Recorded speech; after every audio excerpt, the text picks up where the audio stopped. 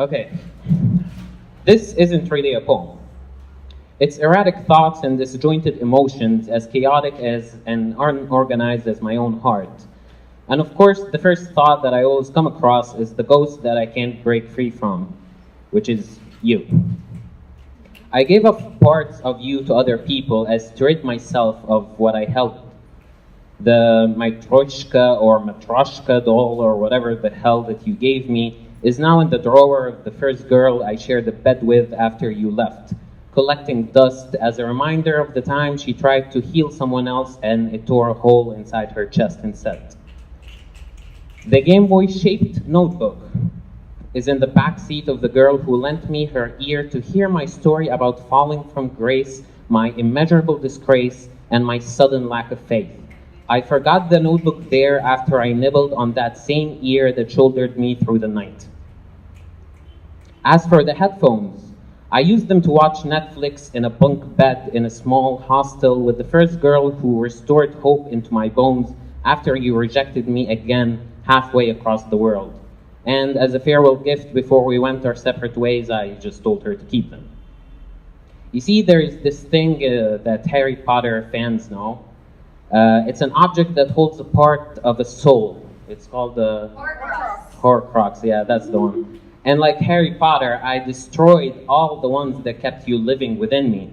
Now, all that remains of you is the last part I can't get rid of, because just like Harry Potter, on the day we fought and you ventured off, I was left with a scar in my heart, with that making me your last Horcrux. Yeah, that's the...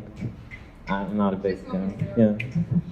And I just can't allow myself to die because I'm not sure Dumbledore will be there to guide me back home. The second part I want to talk about, bear with me, this is my therapy, is my psychological well-being, or in my case, what I usually call, well, just being. You see, I've been off my meds for the past God knows how many months.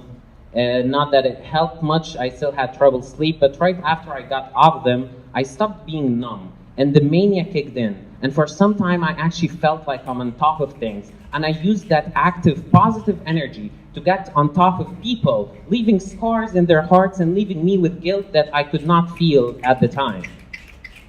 Don't get me wrong, I am a shit person, and I don't really think I deserve much in life.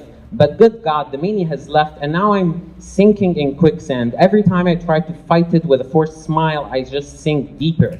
I barely go to work now, and when I do, I find myself burning up in the middle of a class to the point that I excuse myself to go to the bathroom and wish for tears, but I get nothing. So I throw my knuckles against the wall and wish the pain would knock me out and I'd fall on my head and maybe, just maybe for once, I wouldn't get up again. I'm so fucking scared of myself lately. On my birthday, I came to an intersection, and as the traffic lights went from red to green, I decided to cross the streets with headphone on and my favorite song blasting through my ears, and I couldn't really hear the tires screech, but I saw the horror on the driver's face as he said, I think, to go fuck myself, but I think he actually meant go find help. The worst thing about it is the adrenaline didn't even kick in. And I don't know what to make out of this, and I can't talk to people. I hate talking to myself, and if allowed once to share my thoughts, I wouldn't be able to voice anything till that person extending their heart walks out of the room. And I'll look at them, walking away, and I'll bite my lips and just whisper, help. Thank you.